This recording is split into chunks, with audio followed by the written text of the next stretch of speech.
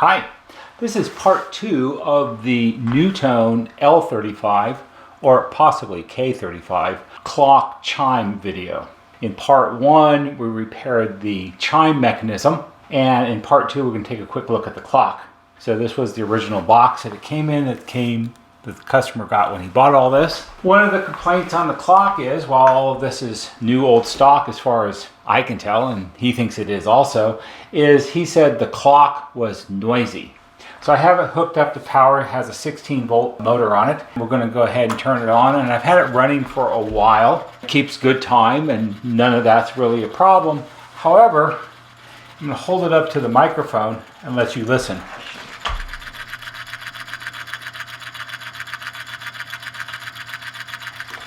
It very much sounds like a train going down the tracks. Now normally what you would do is you would disassemble the motor assembly off the back of the clock and service it and put it all back together, and that usually would take care of the problem. In the case of this particular clock, that's not going to happen. Why isn't it going to happen? Because this is a very different NuTone clock than what you generally see. So I'm going to go ahead and turn the power off. And I'm going to disconnect the lines from it and give you a look and see why. So, nice clock face, nice mid-century modern atomic style. You got the round dots for the hours, black dots for the main hours, and black dots for the other. Very nice sweep, second hand. It's a nice clock. Turn it around this side, you got something totally different than what we normally have. So this is the clock mechanism, and this is not a standard clock mechanism that's used on most NuTone clocks. This is a fairly standard clock. This is off of a probably L36 Jefferson chime. It's a 60s long tube chime with a clock case on the front, and on the back you have essentially a Telecron motor assembly with the clock mechanism underneath. I believe at this point in time, and perhaps always, the entire clock mechanism, the Telecron motor, the gears, everything that makes the clock function, this I think all came from the Telecron company, or a company that they worked with to design pre-made clock assemblies. Generally speaking, these are pretty trouble-free, and if it is noisy, you would remove the motor from it. You would service the Telecron gear drive assembly, which is the round part in the center. You would clean all the gears in the ultrasonic cleaner. You would oil everything. You put it all back together, and everything would be swell. Just a totally different animal here. This is actually the motor, and inside this large rectangular case, I believe, is the clockwork mechanism. This type of design was only used on one clock chime and one clock that NuTone made in the 1960s, as near as I can tell. I've never seen them on any other ones. This is the round gold part, is the motor, and this is a Haydon, which is Haydon General Time motor assembly. And Haydon was a company out of Connecticut, and they started in the 1930s, and in the 50s and 60s they made a lot of precision clock motors. Precision in quotes, because they made motors that you would put in a NuTone clock. They also made motors that NASA used. So wide range of products, very industrious company. Based on how the motor and the case is constructed, I would consider this to be a sealed unit. I'm sure it all came from them in this way. I don't see any way to really open it up or service it. I couldn't find any information online about servicing a motor or an assembly like this. And the downside to this is completely how all of this is put together. So what you have here is, you have the motor assembly here, and it's attached to the rectangular steel case. The steel case has 4 ears with rivets here, here, here, and here, and then there's this black plate, which is also metal, that these two pieces are riveted together in the 4 spots, and then the black plate is held onto the back of the perforated grill with these round push-on keepers, which push onto the stems of the black dots on 4 spots on the grill. And then there seems to be another plate. You can see these little ears right here that slip through slots in the metal case, and that's probably some other kind of cover. So to take this all apart, you would have to remove the round push-on keepers, and they're metal, and as old as they are, you know they're going to break. Then in theory you could lift this whole unit off the perforated metal grill. Then you would have to drill out the 4 rivets and take the metal plate off, and then you would have to see what's underneath it, and I would assume that somehow this piece would possibly come off, and then there's all kinds of things inside here. I'm guessing gears and so forth. I did read one place that many of these, they used some fiber gears instead of metal gears, and all this other kind of stuff. None of that's going to happen today because this is a new old stock clock.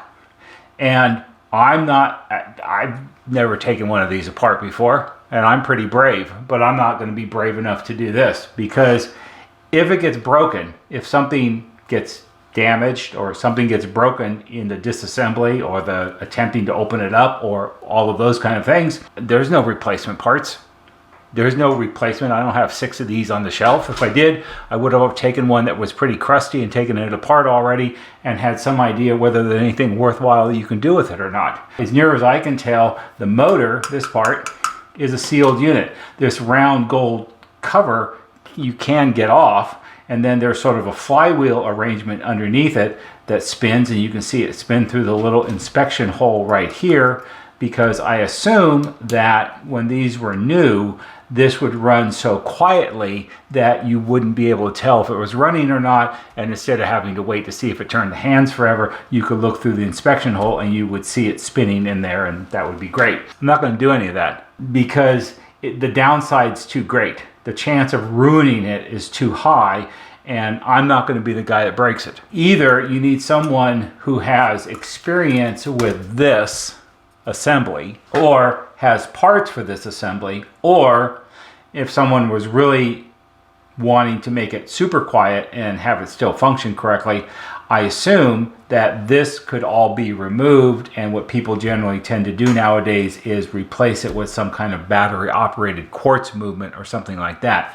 When you do that, sometimes it's a challenge because, one, you have to figure out how to attach it to the back of the clock face. Those kind of assemblies are not expensive, but there's lots of different kinds and you have to figure it out. And then the other thing is you have to find something, if you want to maintain the look of the face with the atomic mid-century modern look, you would really want to keep the hands, and then you would have to find some kind of quartz movement that the hands will fit on correctly. And then a lot of those, if they're set up for a second hand, which it should be, lots of times it's the type of second hand that goes click, click, click, click, and it really should be a sweep hand, and all those sort of things.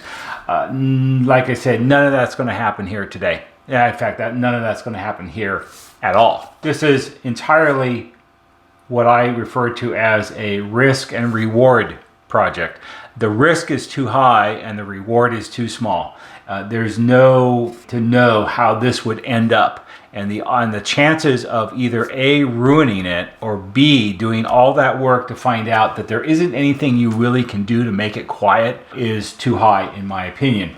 The other thing you have to kind of wonder, and I discuss this with people all the time, and most of the time they don't want to hear it. So if this is 1956, this makes this 60, almost 65 years old. Why was it sitting on somebody's shelf for all of that time? Somebody wrote on here at one point, says, old but new, clock, black and red, white and cream, question mark. And then somebody wrote $8.99, and then somebody crossed it off. To me, based on what it looks like, the old but new and the $8.99 are the same writing and the same felt pen, and the clock, black, red, white, cream, and the question mark was later somebody else because it's written differently and it's a different marker as far as I can tell. So a lot of times what happens is this might have been sold when it was brand new, sometime in the late 50s or early 60s. Might have been sold to somebody, and maybe they're building a house or remodeling or whatever they were doing, and they put it up and they turned it on and the clock was noisy.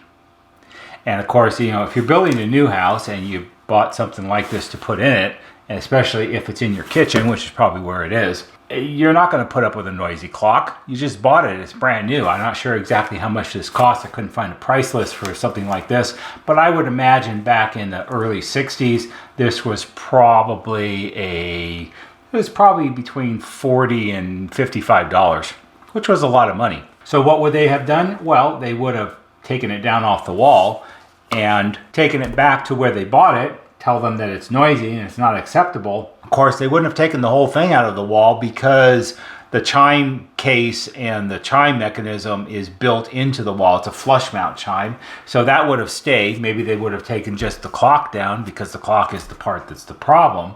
And whether it was a retail NuTone shop or an electrical wholesaler or a hardware store, could be any of those kind of things. The way customer service was, especially in those days, they would have said, "We're really, really sorry, Mr. Jones, that you ended up with this really noisy clock. So I'll tell you what we're going to do. Let's go get another one out of the back and we'll open it up and we'll swap the clocks. I'll give you another one to replace it and we'll take care of the noisy one with NuTone." Now, it was not uncommon, at least when I first started, when it was a small thing like a door chime or something like that and there was a problem, you would report it to your NuTone sales rep, he would write it up, submit it, and then you would get a credit on your account. They didn't usually have you send back inexpensive things because it wasn't worth the hassle for everybody. Maybe sometimes the sales rep would pick it up from you and then it would sit in his garage forever. But odds are, especially if it was like a big hardware store or something like that, they wouldn't have bothered. They would have just, you know, it's a small thing to give them a credit, and if they're a good customer, they want to keep them happy too. And so the noisy clock got put back in the box because that's what you would do, and then it would be marked as, you know, go in the pile of defectives or something, and it didn't go back to NuTone, and the hardware store got their credit, and there it sat for who knows how long, and then at some point, somehow or another, it ended up at somebody's garage sale, or it ended up on eBay, or something, and, you know, 50, 60 years later, you inherited Mr. Jones's noisy clock from when he built his house. And that happens a lot, more often than people know. We get a lot of people with a lot of different NuTone products. Oh, it's brand new, it's brand new. And it's like, yeah, it's brand new because there's something wrong with it usually, because why would it still be sitting around? Especially it happens, and you have to wonder, not when it's a $40 clock chime, but when it's a $800 intercom system. Why did a distributor keep it on his shelf for 25 years before doing something with it? Well, it's because NuTone never picked it back up. He couldn't really be bothered, and it just hung around until it ends up somewhere online for someone to buy. So the upshot of all of this is the customer is going to get a full report. His door chime will work well, and whatever he wants to do with this, that's up to him, because like I said, risk and reward. It's not worth the chance of making it much, much worse than it is now, and I can't think of anything really to do with it.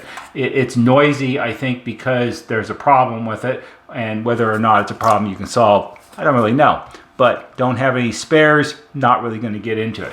For something like this, sometimes it's better just to let it be, and you know, either you let the customer deal with it or you live with it as it is, or maybe you set it for 5 minutes to midnight, and that way you got 5 minutes before the world ends. I don't know. Anyway, that's the end of part 2. I hope you found it interesting. You got to see a NuTone clock motor that you don't normally see.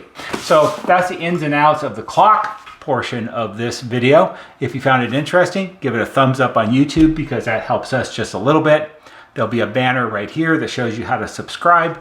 Go to our YouTube homepage, click on the bell, and when you click on the bell, click on it to receive all notifications, and every time we post a new video, you get a notification and you can watch it. That's all for today. See you on the next video.